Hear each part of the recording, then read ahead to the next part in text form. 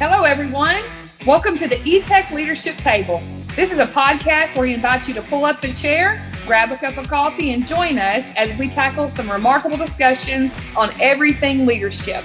I'm Melissa Wood. I'm your host. I'm the Dean of Leadership Development at Etech Global Services.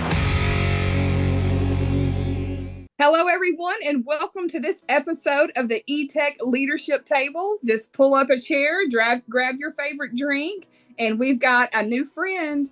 You know, someone says you can't make old friends, and I believe that there are friends out there that you've never met that will probably be some of your most favorite people in the entire world, and today is that day, I believe.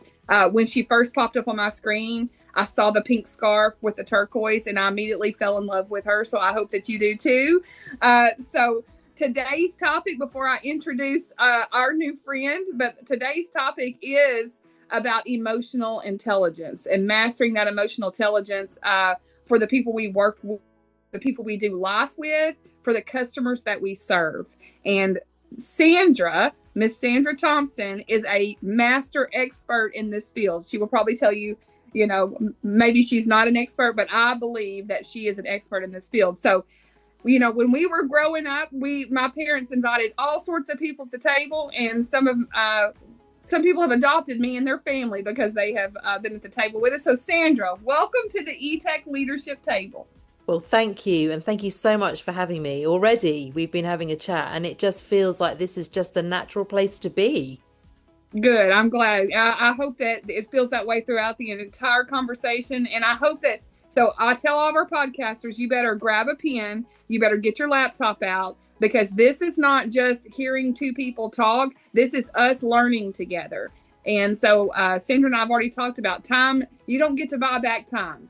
So take this time and be better. Just help yourself be better. So we will link Miss EI Expert, is bio in the link. Miss Namisha, she's our behind the scenes. And I want to shout out to Namisha behind the scenes.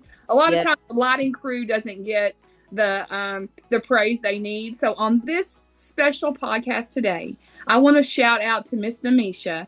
She is all professional businesswoman, and she helps our clients have an effortless customer experience. And I just appreciate her so much. Me too. I thought it was tremendous. So thank you so much. Made it so easy for me. Well, fantastic. Well, Namisha also will link Sandra's bio. And Namisha, link your bio so people can see how awesome you are too. We can add that. We can add that in there. All right. So I just want to cover a few fun things I've learned about my new friend Sandra. Right? She has no idea what I'm about to say. So, and some of them are just really inquisitive that I want to know. So we're going to talk about emotional intelligence, and let's get into a little bit about Sandra. In 2020, I saw that you had a coach. It said that your coach asked you to write a eulogy, right? Yeah. So when you say coach, would that be like a life coach or a business coach that you reached out to? Yeah, it was a life coach actually, because I was at the point where I was really enjoying my work.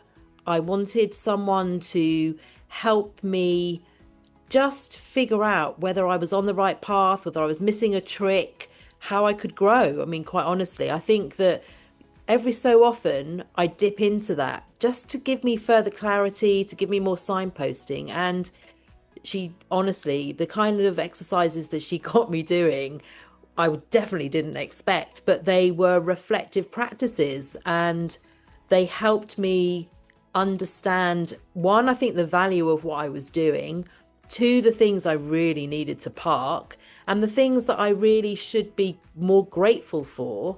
And finally, I think the things that were on the periphery that I didn't perhaps have the courage to investigate. So I would recommend them for everyone. Absolutely. I read your eulogy. You did. Okay. How did you feel about that? Well, that's my second thing I want to bring up. Why a nephew? You wrote the eulogy and it says to be read by a nephew. So why did you put on there that it had to be read by a nephew? So I have 3 nephews and 1 niece. And obviously I love them all, but there's one particular nephew who is utterly hilarious.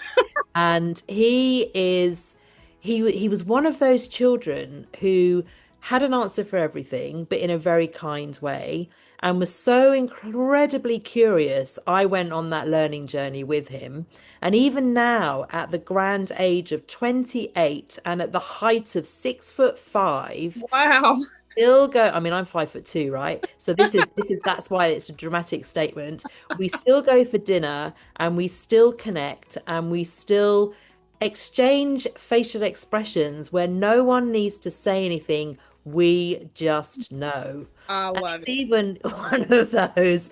We have this raised eyebrow thing, sometimes at Christmas and sometimes at Easter when all the family are together, where it's just that look of, you know what I'm thinking, I don't need to say it. And so I thought if anyone was going to pull off this eulogy, hold it together and be able to pull it off and to give it the energy and the attention and the focus, I knew that he could do it. That is phenomenal. I knew that you and I had a connection there when I saw Nephew Must Read. I have one of those nephews. His name is Colby. And he was, before I even had children, he was there. Yeah. And similar personalities. He was my first person to ever write a book for. I wrote a book for him when he turned 30 called What Wow. I See. And I wanted him to see what I saw in him. So I think that's fabulous. Another question I have about your eulogy that we have in common. Mm-hmm. I want to know about Aunt Betty. Do you know what? Auntie Betty, so my half of my family are Welsh. So my mum was Welsh. And then for those of you who are listening, there is a kind of stereotype of a Welsh woman who they're normally quite petite, but they are so incredibly strong. They can hold a family together. They can cook for their 10 kids. They can drink most people under the table, you know, all sorts of things. And she was incredibly bright, so incredibly street smart, and people would warm to her because she was such a character. She was cheeky. She would ask the questions that no one else would ask. She'd get away with it because of her generosity. And I studied in Cardiff, which is the capital of Wales, and I would go up and see her every so often on the weekend.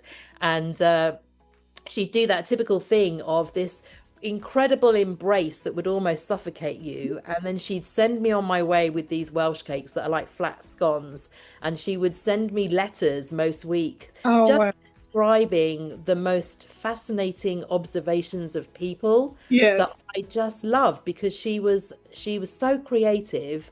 And I could go on about her all day, but she was the eldest of 7 kids, and she you knew where she would be because everyone was flocking around her. That's how it was with her. Yeah. You know, I want, first of all, I had an Aunt Betty too. Yeah, brilliant. When I saw Aunt Betty, my Aunt Betty passed away at 104 years of age.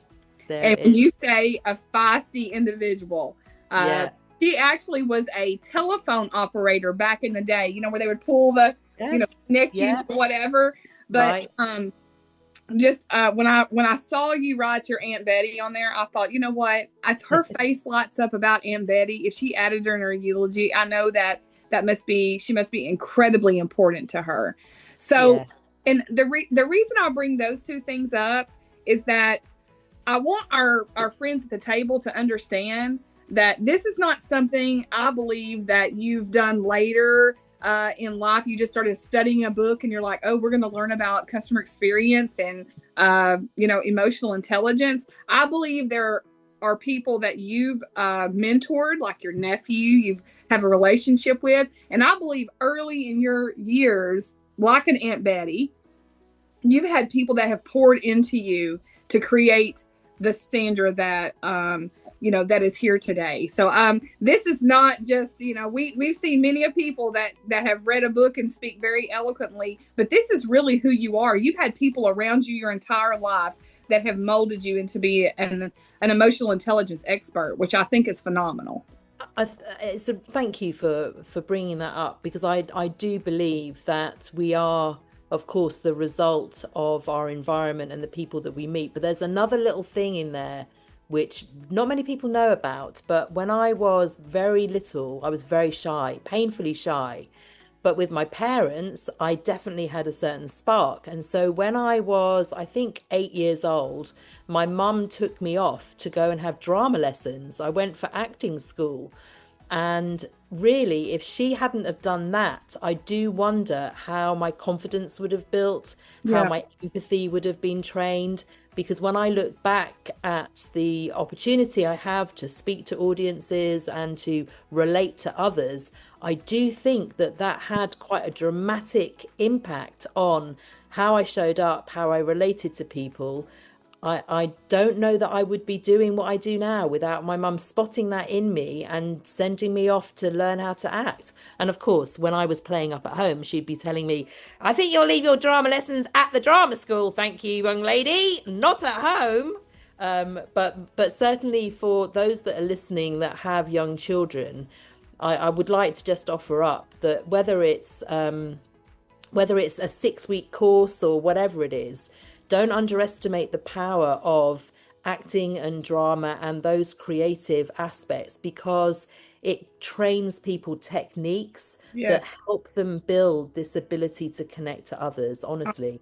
That is fabulous. That is fabulous. So I think they better be taking notes, Sandra. That's all I can tell them is they better be taking notes. Okay. So we're getting off the eulogy. There's just one thing I wanted to really point out to you about the quote that you made in your eulogy. And I do life coaching, and it just really made me think about, could I sit and write my eulogy, like what people think about us? And we chase a lot of things in life. And when you really sat down and wrote that eulogy, I think that there was some probably significant self-reflection located in there. A quote that you have, if you have not read this, Namisha will put a link out. Namisha, put a link out there. I want everyone to see this. It's absolutely phenomenal. I think it needs to get more attention. One of the quotes in the eulogy is, one thing's for sure. I just picture her nephew reading this. One thing's for sure, she was driven to do anything she could for her own learning and to help others progress.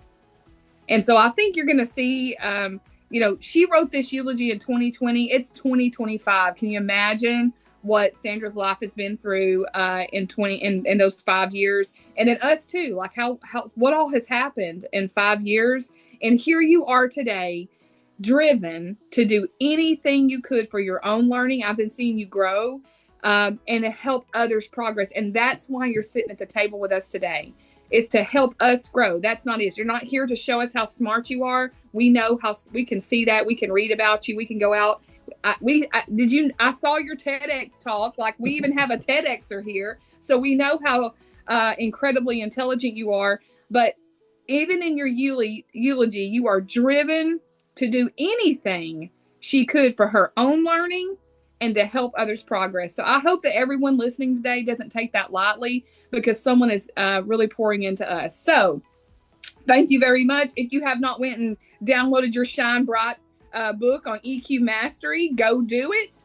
Melissa is purchasing that right now. I think that's phenomenal. And you haven't seen the TEDx talk, go in there. And your website is absolutely phenomenal. The blue background is just beautiful and easy to navigate. So there's the customer experience right there. So let's go into some questions about emotional intelligence. I think that the reason we've spent this time to talk about you is because I want to set the stage and show real life emotional intelligence. Anybody can answer questions. Anybody can speak. But I want them to see the Sandra behind the intelligence. And I hope that we've been able to do that. So ready for question number 1? I am ready. Okay. Can you explain how understanding the brain's emotional process can practically improve customer and employee experience? Yes. Would you like me to expand on that? Yes, will you? Will you explain it, please? I will. So there's something really interesting that goes on in this customer experience space, and I only really got to grips with it when I trained in this emotional intelligence to becoming an emotional intelligence coach. So when we think about how we've evolved, We have these, I mean, it's a phenomenal organ. Our brain is such a complicated, messy, beautiful, phenomenal thing. It has more capability than any other organism in the universe. We don't understand it yet, but what we do know is that it's evolved over time, and there are sections in there that operate today in a way that operated thousands of years ago. And what do I mean by that? What I mean is that we have the amygdala, which is the emotional center. The amygdala is really the flight, fight, freeze, whatever you want to call it. And it's triggered to do that in a whole number of ways. So when we don't get an update from our organization because we've ordered something, we don't know whether it's coming or not. When we get an email or a text message from one of our colleagues, which seems a little bit aggressive, or we don't quite understand what it means, but it doesn't sound too good. All of these things in everyday life causes our emotional center to respond. And that isn't always helpful. And what I mean by that is very often customer and employee experience programs are designed in a rational way. They don't factor in the complexity of our emotions, how we respond to particular things, how we react to particular things. There's a neuroscientist called Lisa Feldman Barrett, actually over in Boston, she's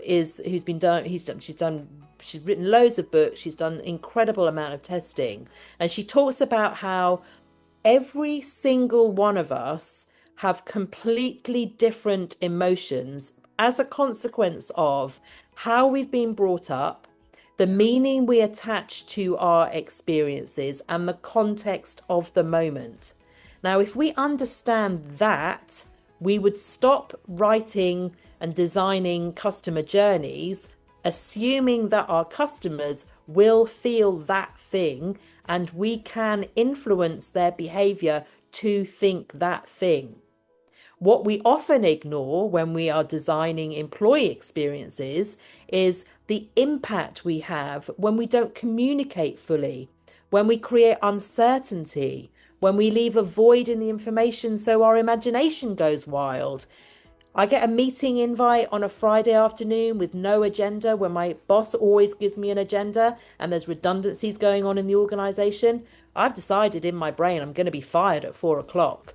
All of these things are avoidable if we understood how the brain is wired, and the fact that we have this emotional center which is far more powerful than the more recent bit of our brain, which is the prefrontal cortex, which is at the front, which is the executive center, and it's where all of our logical thinking goes on. If we're triggered and we're nervous and we're anxious and we're stressed, that part of our brain shuts down the prefrontal cortex. I'm not going to be writing a pros and cons list of whether I'm going to get run over or not. I'm instantly going to be getting out of the way of the bus. And it's exactly the same with our customers and with our employees. So I guess the summary of all of this rant is we don't think about thinking. We don't think about the brain and how we all have a very different perspective on the world. We assume that we will create these processes and these policies that make sense to the organization, but they're just not how humans think and behave. You deal with an angry customer. Anger is the result of a fear, threat. It's about not having control. And if you start to strip that back, then you can relate to that customer. They're angry as a consequence of something. And then you've got emotional contagion. As humans, we react to one another. If you're going to be really smiley and happy, more than likely I'm going to feel really smiley and happy. If I have an angry customer, it's going to get my back up. I'm going to feel a bit angry, a bit upset as a consequence of that. We just don't figure those things in.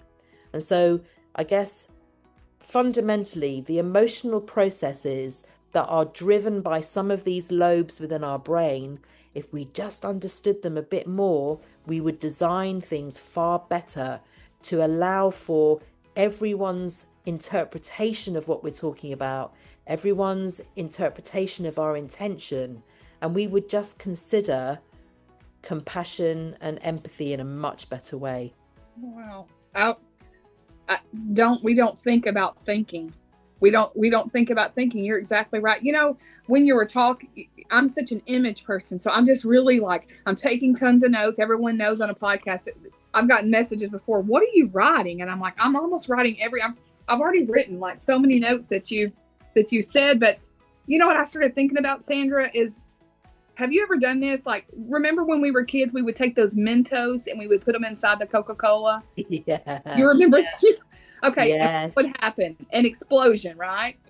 Yeah. But we didn't think about the science behind why the explosion. And I hear that's what we just watched the explosion.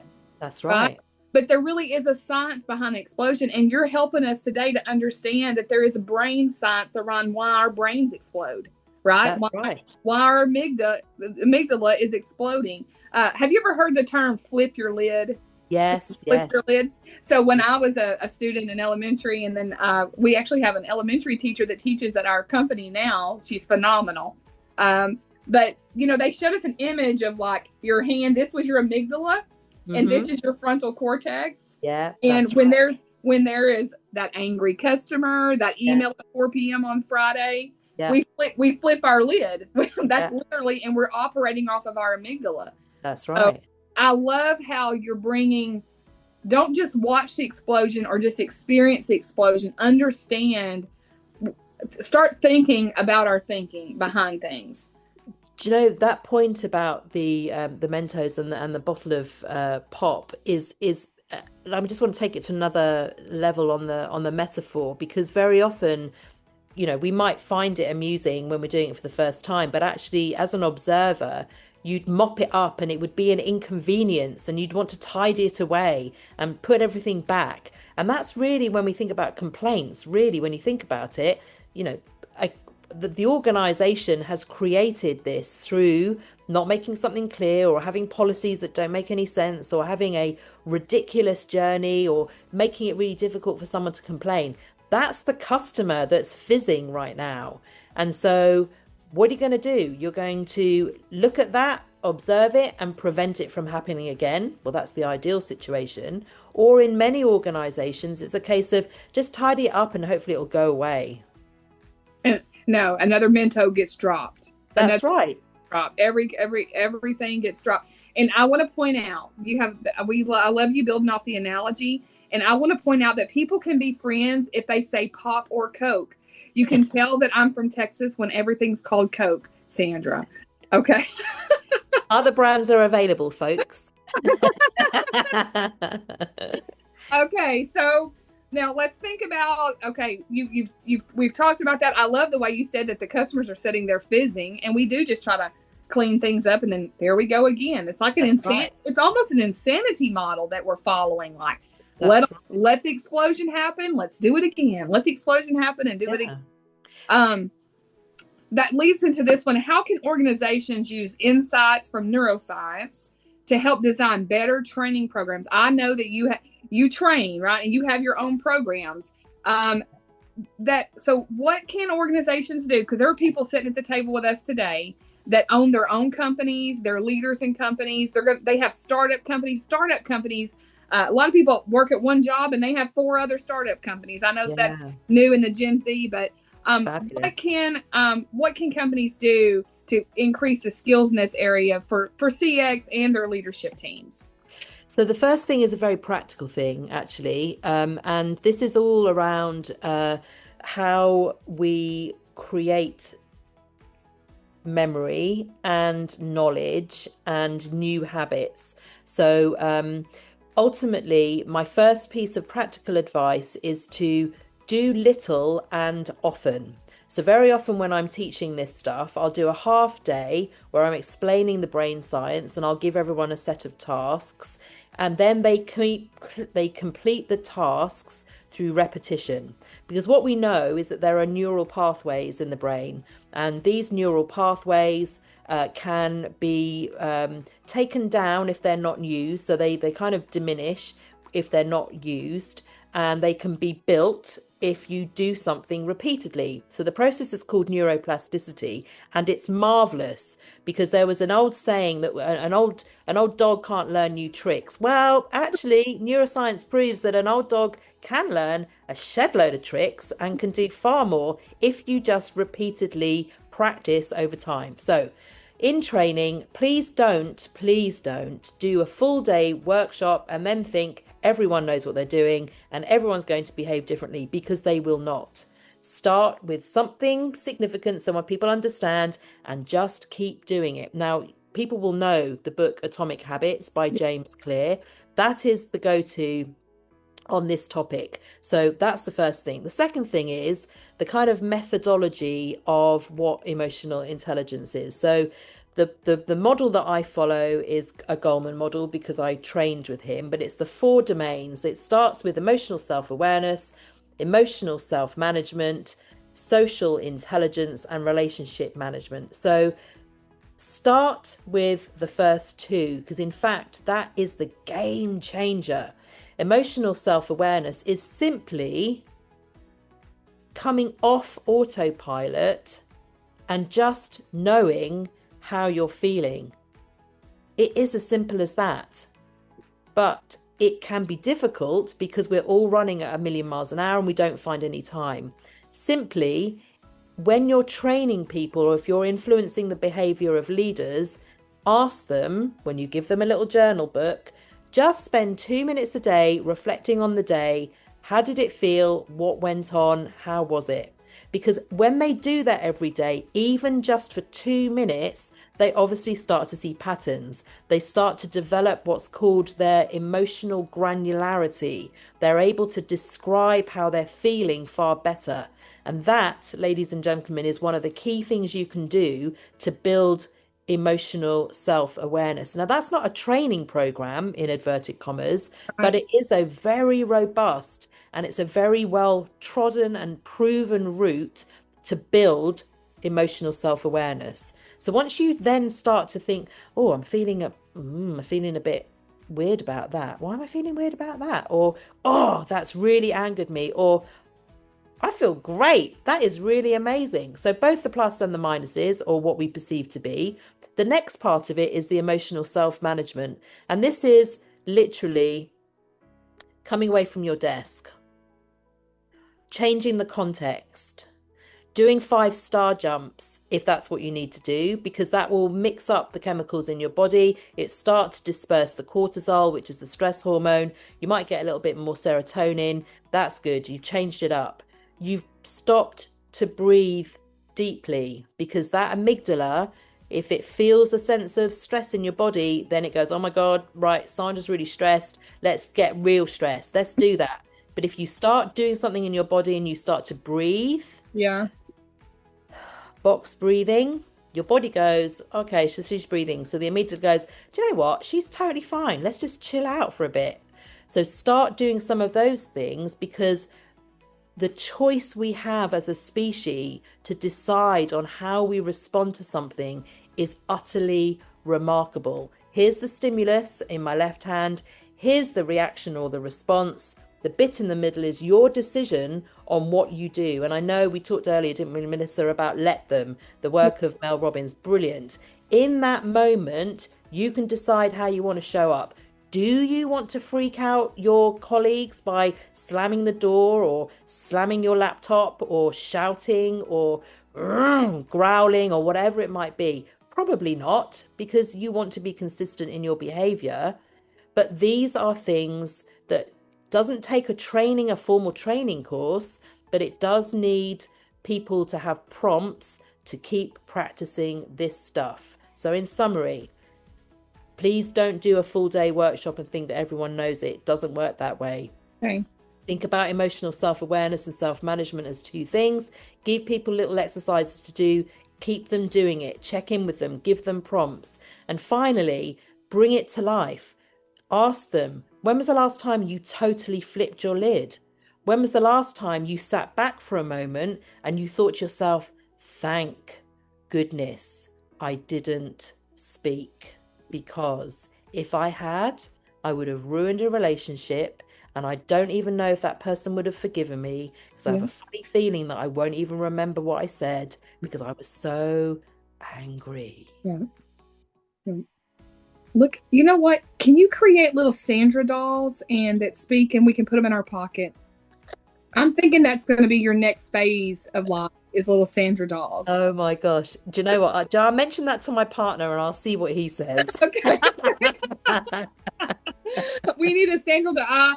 I'm, my goodness, this is so good. I love, at our company at Etech, I know you have an emerging leaders program. I was reading about that. And then we have an aspiring leader program here at Etech, people that aspire to be a leader. And we graduate three groups each year. Yeah. And I was just in a recent graduation where they were asking Q&As. Yeah. And the facilitator said, this is the number one question that was asked. And this is, they ranked all the questions. And the number one question was, what's the most important skill set that I need to work on as a leader?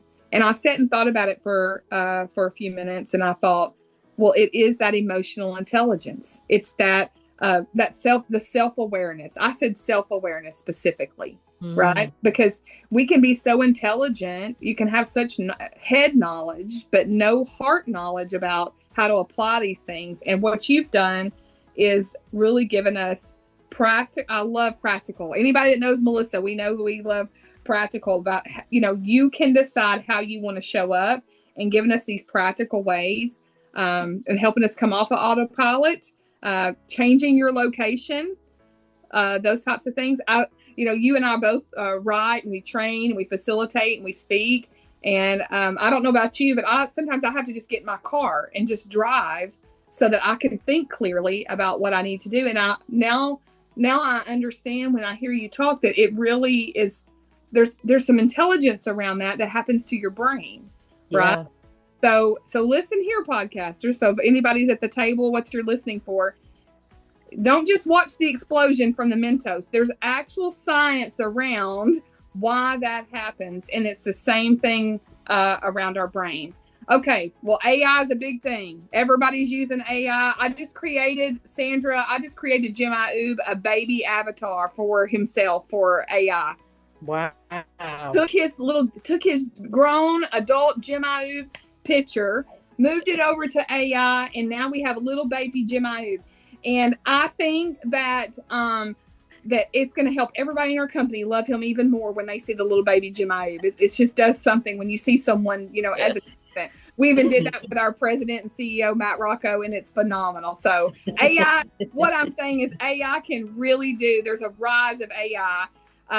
There's emotion recognition technologies. They can read their lid's about to flip.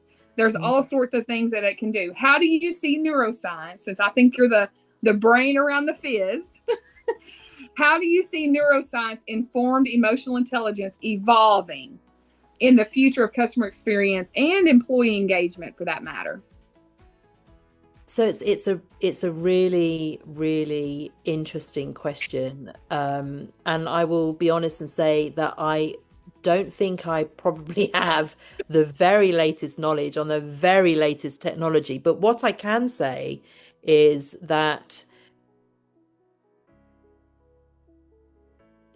we are, as a species, incredibly sophisticated. So I'm going to just draw us back for a second to the point I made about Lisa Feldman Barrett talking about all of the different emotions that we feel and all of the reasons why we feel them.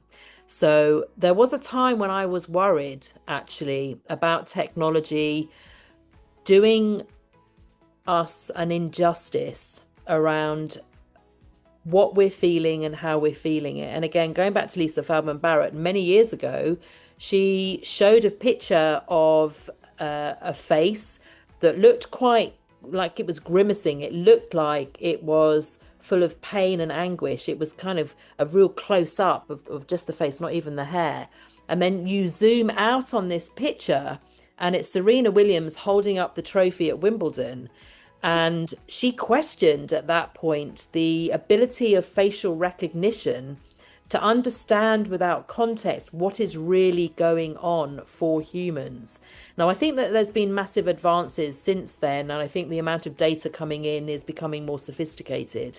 So I think that firstly, the amount of data that AI can consume, as long as the way that the AI has been taught in a way that is fully appreciative of every aspect of who we are as a species, then I feel comfortable about how it will continue to evolve. Yeah. I'm concerned if the kind of the training material that it's had to develop this isn't sound, because we might be led down a particular path. But apart from that, I think that non-verbal communication, as I know that you will know and your listeners will know, non-verbal communication is the majority of communication that exists.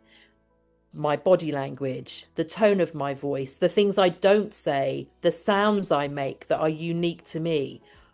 When IA can pick up on all of that complexity that I have developed for myself over the last 53 years, and it can accurately predict what that weird grunting sound means, whether that's a good or a bad thing, and whether that part frown, part laughter, part don't know what she's doing with her face look means, then I think we're in a good place to help society define what it is to be human. And that, I think, is probably the biggest question in the room. And it's often the question I take to tech conferences, which is, if AI does one thing, I hope it gives us a kick in the pants, as I think you might say in America, to define who we are. Who are we as humans? Because if this AI machinery can understand us as well as we understand ourselves, what else is there for us to do?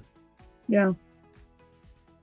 That's that look you said that you and your nephew, when you're at family events. That's right. It's that look that you give each other, and he knows. That is just a look, is like, we're out of here, or Aunt Gertrude's lost her mind again, or put water in her drink. She doesn't need another. She doesn't need another drink.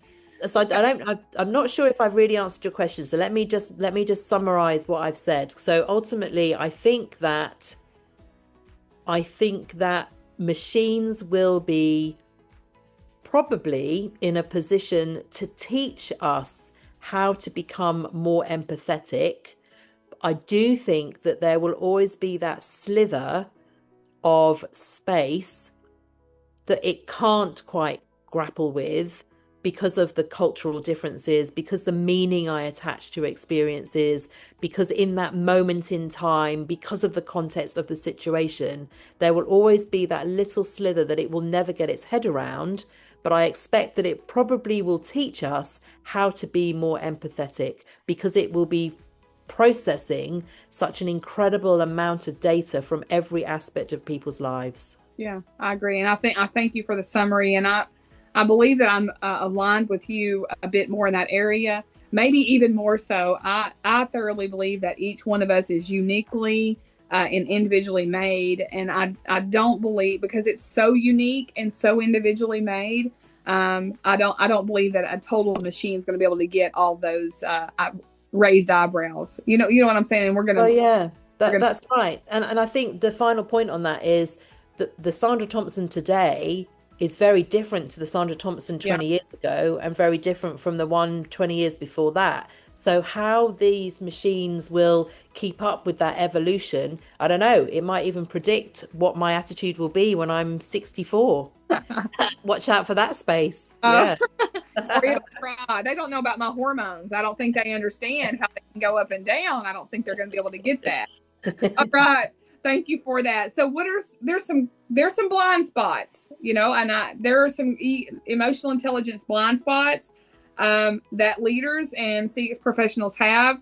How can neuroscience help uncover and address some of these blind spots? So what do you think those blind spots are?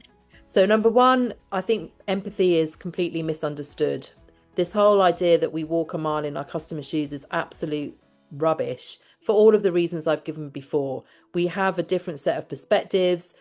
We are shaped by our life experiences. And so I think that that's a blind spot. People thinking that they know what empathy is, they know how to do it. And when they practice it from a point of view of, oh, yeah, I had an experience like that, or, oh, yeah, my friend was in exactly the same position, we are doing more damage than good. I've mentioned already about the half-day training program and this kind of washing of empathy. That's a blind spot because we don't understand how the brain works for all the reasons I talked about with neural pathways. The final thing, I guess, is believing that EQ is a nice to have and it's a soft skill. You know, when you look at the World Economic Forum and the kind of things that they're talking about that are skills for 2030, you know, curiosity, lifelong learning, resilience, motivation, self-awareness, empathy, leadership, and social influence, this all comes from EQ. And so the blind spot that they have is not understanding the increased pressure our brains are under because we are relentless in our quest for social media, for the demands of our job. We don't give ourselves a break. Our parasympathetic nervous system isn't able to do the work it's meant to do, which is why we're in burnout. So please do think about the brain, do think about how we're exhausting ourselves, and think that, in fact, EQ has to be the antidote for the demands we continue to put on ourselves and our people. You know, this really hits home to me.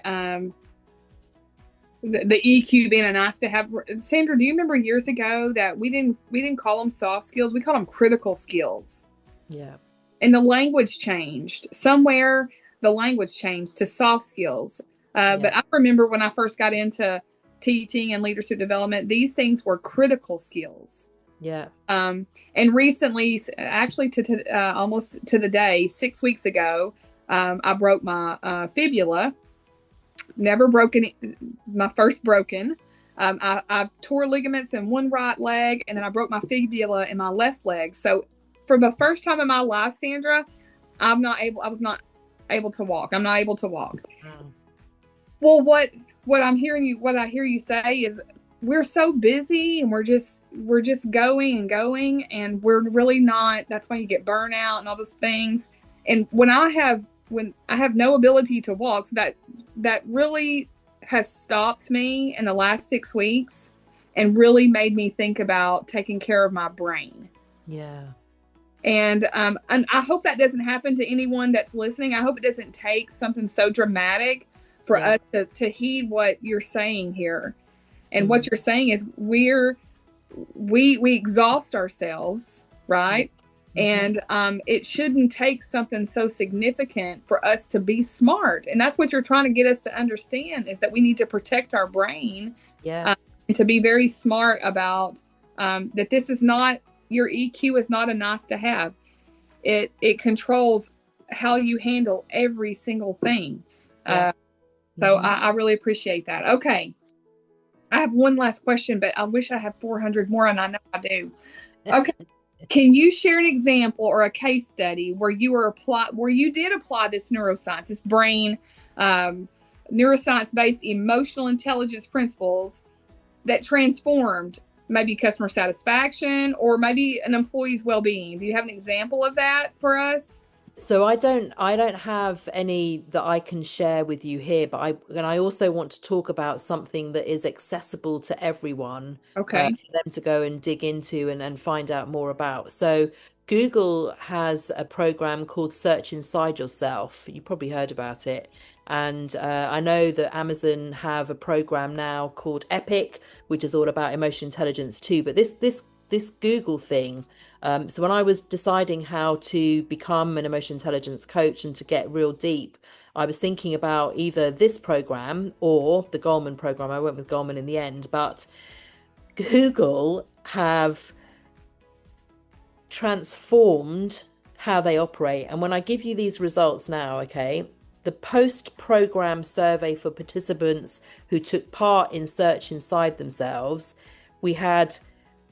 they had 46% reduction in stress levels, 32% overall increase in well-being, but a staggering 20% increase improvement in Wow. focus and productivity. 20% improvement on focus and productivity.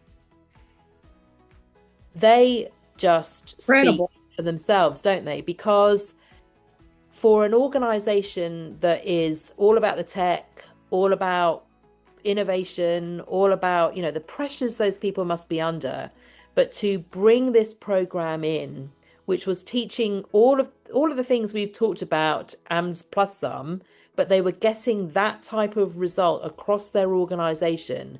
46% reduction in stress levels. I mean, That's insane. isn't it? That's incredible. And 20% on focus and improvement. And productivity. And, so organizations that go down this route and it's soft skills, inverted commas, rubbish. They have Yeah. saved an inordinate amount of money, but most importantly, they are helping their humans live better lives. We have a moral obligation, a responsibility for the people who work with us to ensure they can cope with the speed of life, the demands on life, the ability to balance so many different things. And the reason why I mention this program too is because there is a really good book about Search Inside Yourself that you can get. I can't remember when it was published, but if you Google Search Inside Yourself on Amazon, you'll find it. And, they made it accessible to people outside of their organization. It was a program that anyone could join. And ultimately, I just think, while I don't have a statistic on this, conflict in teams reduced significantly. Engagement and retention went up noticeably. The investment in this type of program pays itself back with people wanting to stay. Yeah, that doesn't even offer up a discuss. It's not a discussion at that. I love how you just drop the facts there. That's not a discussion. If it's 20% focus on focus and productivity, a 40% reduction in stress level. That's right. If you own 46, 46. If you own a company or you're in a position of leadership, this should be a must-have. Yeah. This should not be a if we have the money, or I'm not trying to get anybody to buy anything. We're not selling anything here. We're just saying, if you care about people in general, right? What kind of human are you? If you care about people in general, then you'll understand that this is not an option, like water.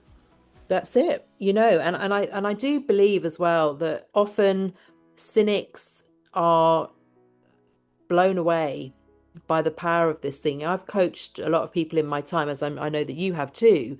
And I love the cynic that comes to me, because I think, well, I have nothing to lose in teaching you what I know. And I know that after maybe 3 conversations, when you've tried a couple of these things, when you've turned the temperature down on your shower and you've stood in cold water for a minute to get a reality through, the Wim Hof technique, to breathe in a different way, to replay a situation in slow motion so you see things in a different way. All of these little things that people start to do that are different, that just change things, that take you out from the autopilot, from the common, from just not really living. When you interrupt that course, that's when growth happens. Yes, I'm experiencing that now for myself. When you interrupt the course, you actually see growth happen. Well, thank you. I need you to go back to your partner, and I'm serious about this Sandra doll. Do you hear me? He would be horrified. Oh my gosh. Listen, I think your phone number's on your website. Contact you. So all of our podcasters, I think you need to go and contact her. We're rooting for a Sandra doll. The brain will have to be bigger than the rest of the body. Okay. So I can help you art this out. Well, thank you. I want to go back to the quote that's in your eulogy that says, "One thing's for sure that we've seen today with you living and breathing." And we'll say this while you're living and breathing. Tanya Tucker is a country music artist. and she got later in her years, and she said she wrote a song later in life, and she said, "Bring my flowers now while I'm still living." And it made me think about, I want to say to you that one thing's for sure, using your words, you are driven. You are absolutely driven to do anything. And I can see it that you can for your own learning, because I see that you study this and you keep studying this. And by coming on here today, we're not Joe Rogan. This is not billions of listeners, but I see your heart coming through your brain, that if it's just 8 listeners or 800 or 80,000 or 8 million, that you are driven to do anything you can for your own learning and to help others progress as well. So thank you for your time today. I really appreciate it. I absolutely enjoyed getting to meet you. Hopefully this is not our last time to see each other. Yeah, and until next time, podcasters, we'll see you on the next Etech Leadership Table. Thank you for your time today. Thank you. Sincerely. Thank you.